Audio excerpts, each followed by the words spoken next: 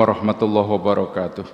Ila hadratin Nabiil Mustafa Muhammadin sallallahu alaihi wasallam wa ila jami'i ikhwanihi minal anbiya wal mursalin wal awliya wasyuhada was sholihin wa sahabati wa tabi'in wal ulama wal musannifin wa jami'il malaikatil muqarrabin wa jami'i awliya illahi ta'ala min masyarikil ardi wa magharibiha barriya wa bahriha wa khususan ila ruhi Syekh Izzuddin Ibnu Abdissalam musannifi hadzal kitab wa man sa'a fi tab'ihi wa nasrihi. Al-Fatihah. A'udzubillahi minasyaitonir rajim. Bismillahirrahmanirrahim. Alhamdulillahirabbil alamin. Iyyaka na'budu wa iyyaka nasta'in. Shiratal ladzina an'amta 'alaihim ghairil maghdubi 'alaihim waladdallin. Bismillahirrahmanirrahim. Faslun fi karahatil Qur'an. Pasal menjelaskan tentang larangan punya rasa benci, tidak suka terhadap Al-Quran. Larangan batin, larangan yang bersifat batiniah.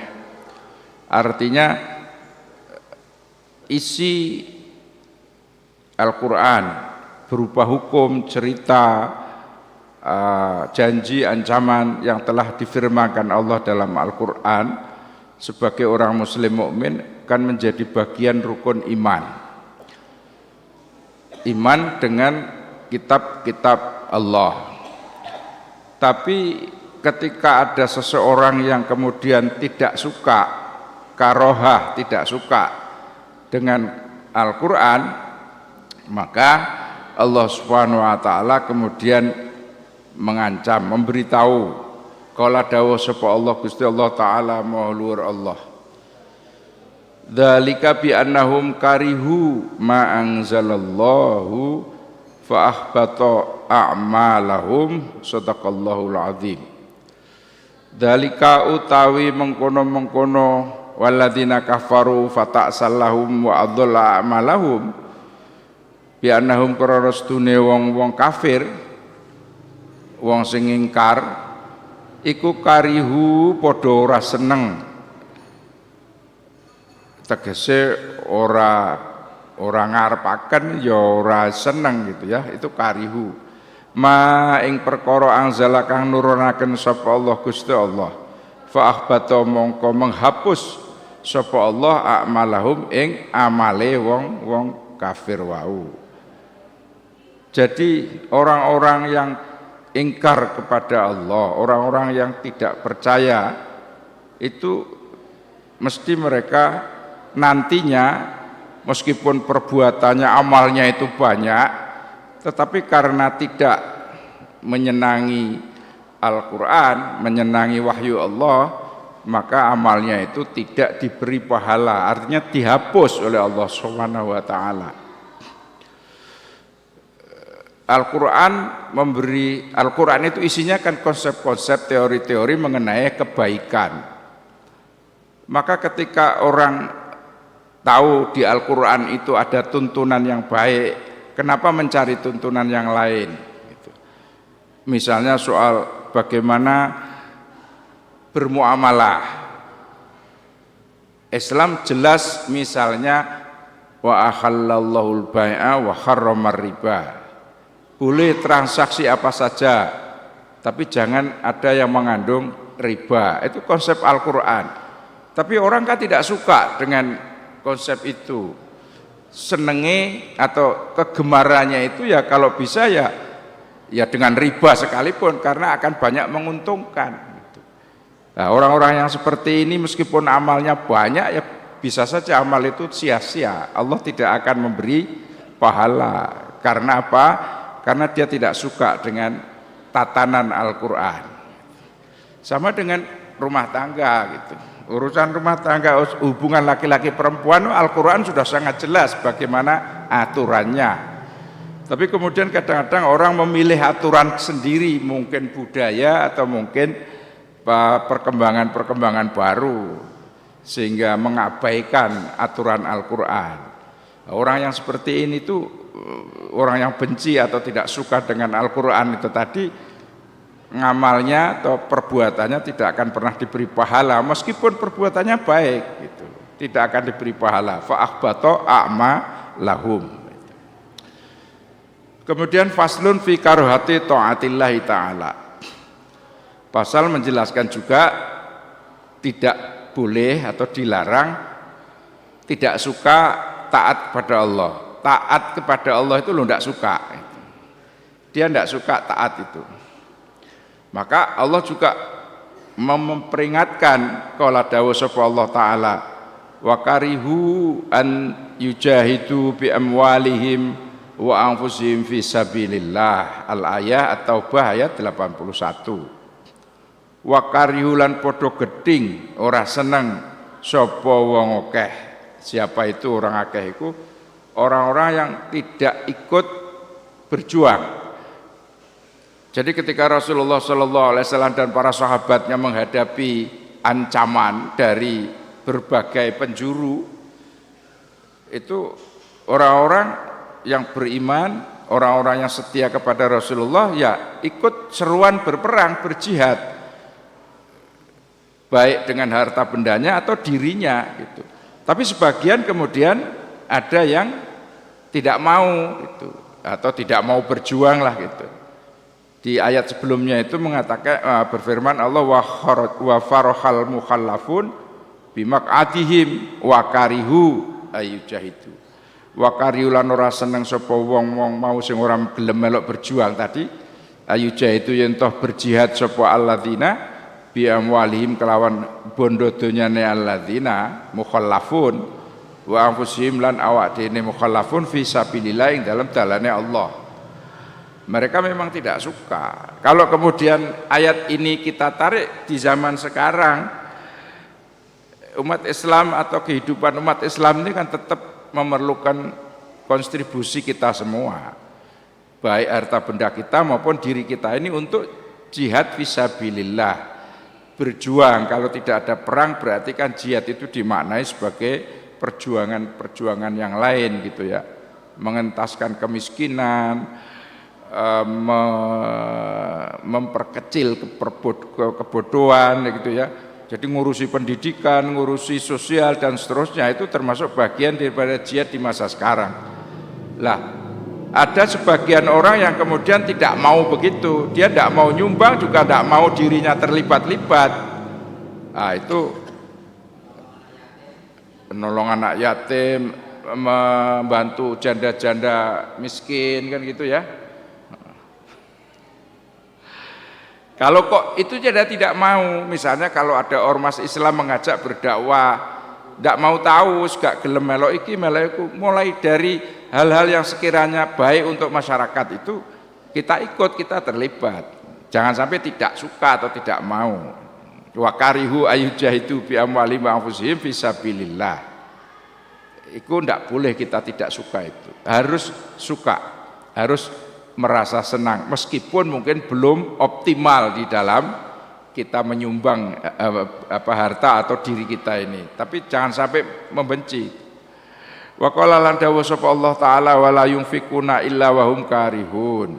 Wala yunfikuna lan ora padha nginfakaken sapa fasikin wong-wong fasik illa wa hum kejaba utawi hum wong fasik iku karihuna padha geting gitu, atau ayat 54. Jadi ya kalau masa kini zaman saat ini gini wow, mboten purun cawe-cawe blas terhadap aktivitas sosial, membantu anak yatim atau mungkin ngurusi pendidikan atau ngurusi keamanan masyarakat, kebersihan lingkungan dan lain-lain. Jadi masa bodoh lah gitu, tidak boleh. Kita harus punya rasa ingin membantu meskipun kemampuannya terbatas. Faslun fit takabbur ala rasul wa anil ibadah. Faslun taiki pasal larangan juga kita tidak boleh fit takabburi dalam sombong ala rasuli ing atase Gusti Rasul wa anil ibadati lan saking ibadah. Sombong, takabur, congkak, ndak mau, alergi ya gitu ya terhadap Rasul dan ajaran-ajarannya, dan juga dengan hal-hal yang bersifat ubudiyah, ibadah. Gusti Allah dawuh inna fi sudurihim illa kibrum ma hum bibalighi. Al-ayah Ghafir ayat 56. Inna fi sudurihim stune ing dalem pira-pira dadane alladzina yujadiluna illa kibrun angin kejaba kesombongan mahum kang utawi alladzina yujadiluna tadi iku bibalihi iso ngelakoni. Jadi di dalam dada orang-orang yang suka mengingkari itu adanya cuma kesombongan bahwa ajaran Rasulullah itu tidak penting misalnya, ajaran Rasulullah itu tidak ada manfaatnya misalnya. Kalau dia sendiri disuruh mengerjakan itu jelas tidak mampu itu. Itu kibrum mahum bibalighi. Keinginannya itu besar yang tidak bisa dilakukan oleh mereka gitu.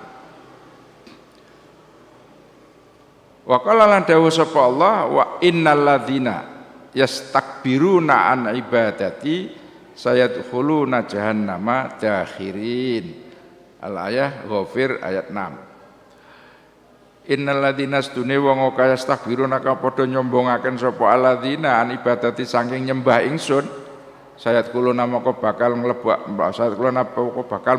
sapa alladzina yastakbirun jahannama ing neraka jahanam dakhirina dengan kondisi hina sehina-hinanya. Jadi orang yang menyombongkan diri untuk tidak mau beribadah, misalnya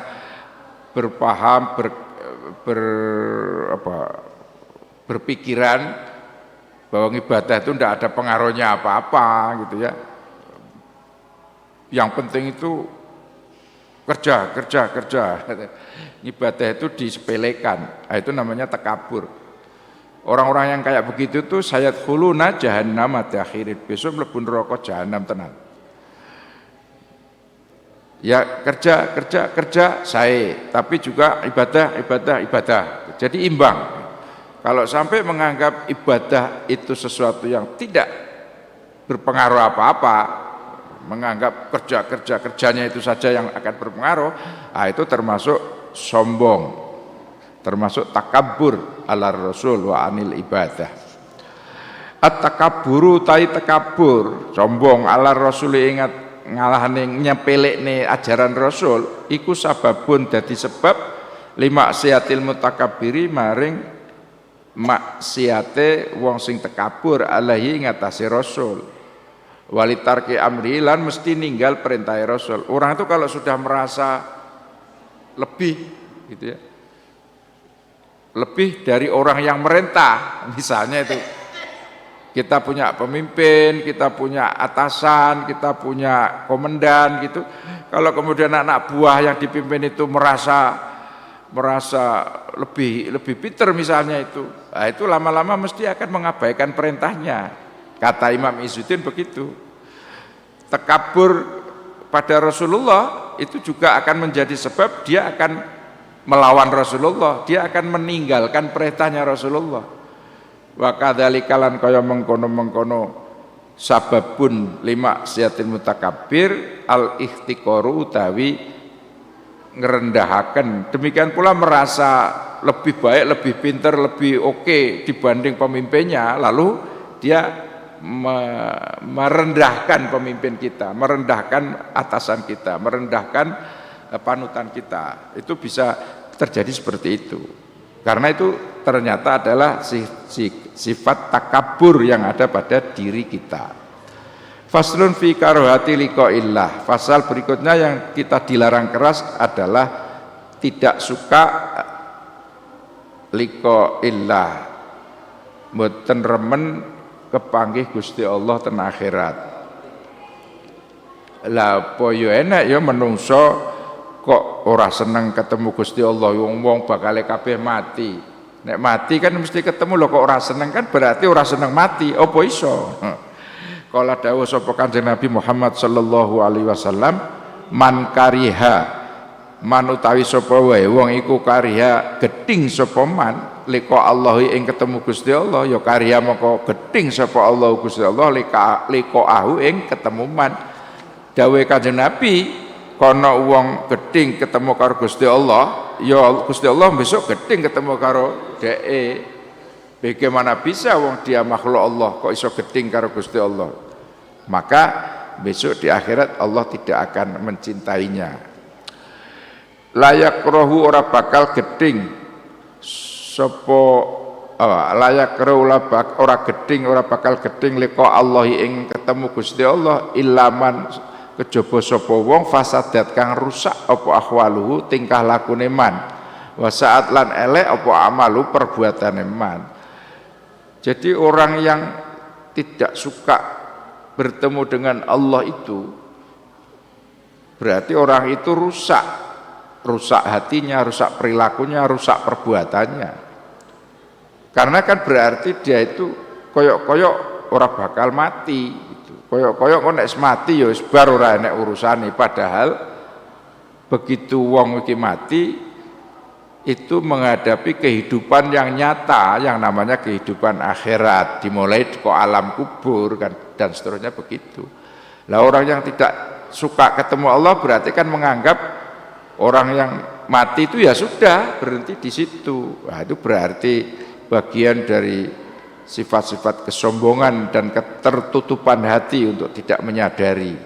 Kadzalika wa kadzalika lan kaya mengkono-kono kala dawuh sapa Allah taala wala yatamannauhu abadan bima qaddamat aydihim. Al-ayah Al-Baqarah ayat 95.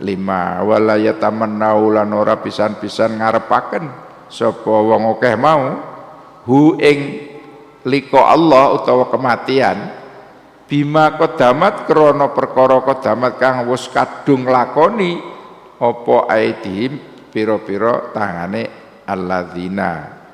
Jadi ada orang yang memang dia tidak mengharapkan kematian, sama sekali tidak ada ketakutan, enggak apa namanya, enggak mikir belas gitu loh, seolah-olah mati ya biar saja mati, toh pikirannya itu toh enggak ada pengaruhnya apa-apa.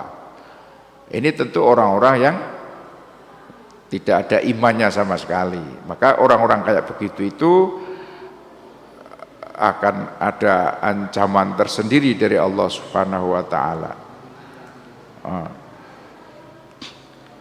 Karena kadang-kadang orang-orang sudah kadung banyak sekali dosa-dosa yang mereka lakukan gitu ya.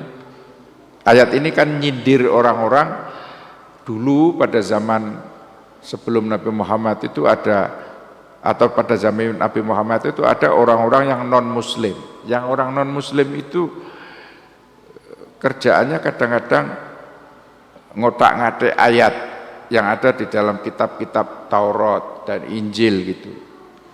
Setelah itu kemudian disebarluaskan gitu.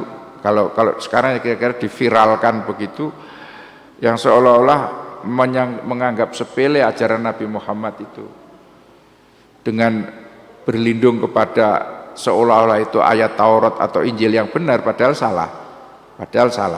Itu kemudian menghasut orang-orang dan kemudian harapannya itu orang-orang meninggalkan dakwah Nabi Muhammad. Nah, itu walayatamannahu abadan bima qaddamat aydihim. Orang-orang itu tidak mengharapkan sama sekali soal ketemu Allah atau kematian itu, karena ulah mereka yang sudah sedemikian jauh mempengaruhi, memprovokasi untuk tidak percaya. Yang terakhir, faslun fi karohati asbabir ridho. Pasal larangan lagi, tidak boleh kita membenci sebab-sebab yang melahirkan keridhaan Allah.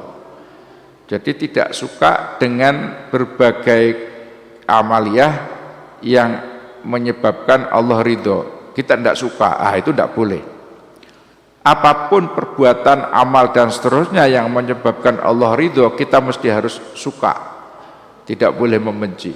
Qala dawu sapa Allah taala, dzalika bi annahum taba'u ma ashatallahu wa karihu ridwanahu fa ahbata a'malahum.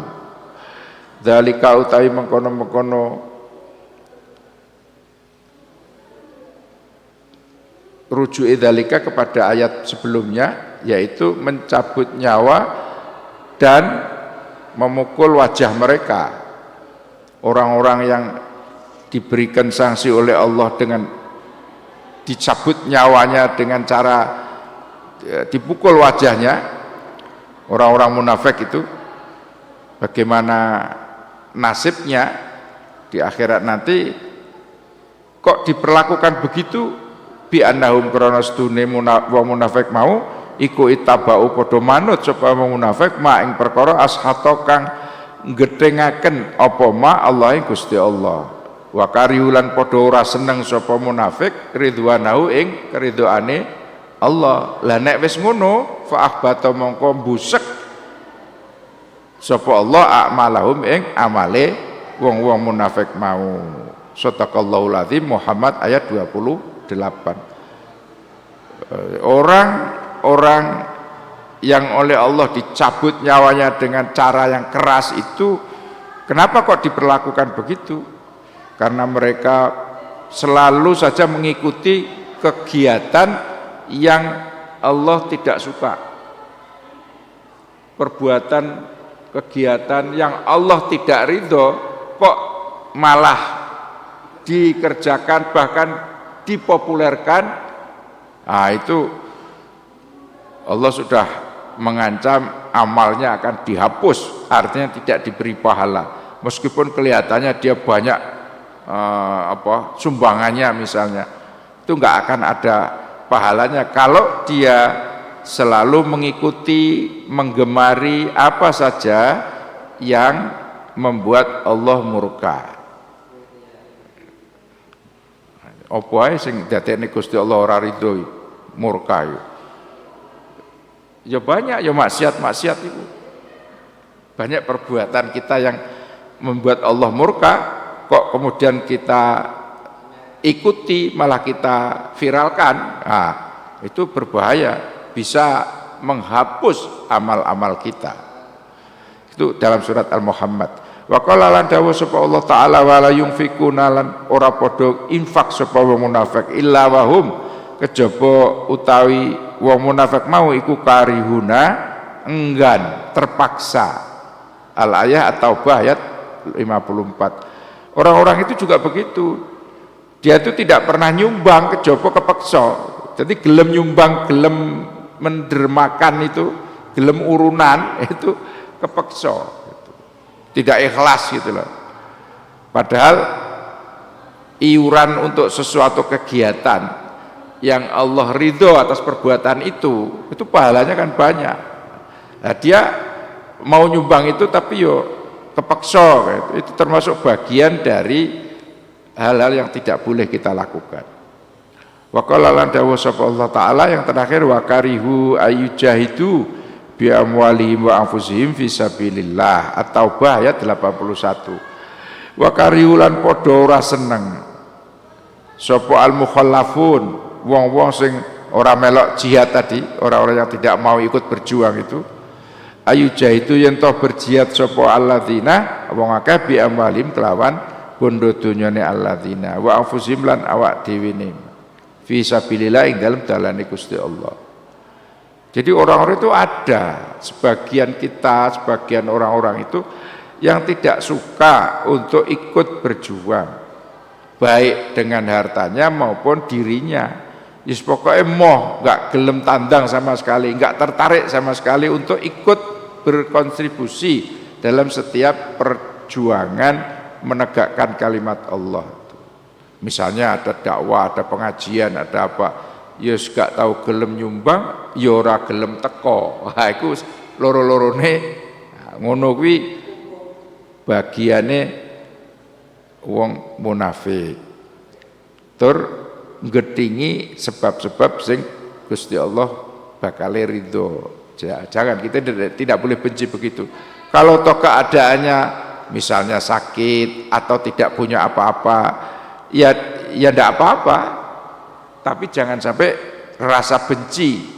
Misalnya anak ada pengajian, ada kegiatan sosial, kita tidak bisa bantu apa-apa, ya misalnya mendoakan sajalah, ya mudah-mudahan sukses. Nah kita tidak nyumbang, tidak apa, itu mendingan. Tapi kalau sudah merasa tidak suka, wah itu larangan keras. Faslun fi karwati asbabir ridho. Yang terakhir faslun fi istiqlalil haqi wallahu a'lam. Assalamualaikum warahmatullahi wabarakatuh. Al-Fatihah. A'udzu billahi minasyaitonir rajim. Bismillahirrahmanirrahim. Alhamdulillahirabbil alamin arrahim maliki yaumiddin. Iyyaka na'budu wa iyyaka nasta'in ihdinas siratal mustaqim. Shiratal ladzina an'amta 'alaihim ghairil maghdubi 'alaihim waladdallin. Amin. Bismillahirrahmanirrahim. Wassalatu wassalamu ala asyrofil mursalin wa ala alihi wa sahbihi ajma'in. Alhamdulillahirabbil alamin. Hamdan jafi ni'amahu wa yukafi masyidah. Ya Rabbana lakal hamd kama yanbaghi li jalali wajhikal karim wa azimi sultanik. Allahumma salli wa sallim wa barik ala sayyidina Muhammadin sallallahu tujina biha min jamil ahwali wal afad wa ta'adilana bi jamil hajat wa tutahhiruna bi jamil syai'at wa tarfa'una biha inda qaltul jal wa tubaliguna bi syawayat min jami'il khairati wal hayati tanamat. Rabbana atina fid dunya hasanah wa fil akhirati hasanah wa qina adzabannar. Al-Fatihah.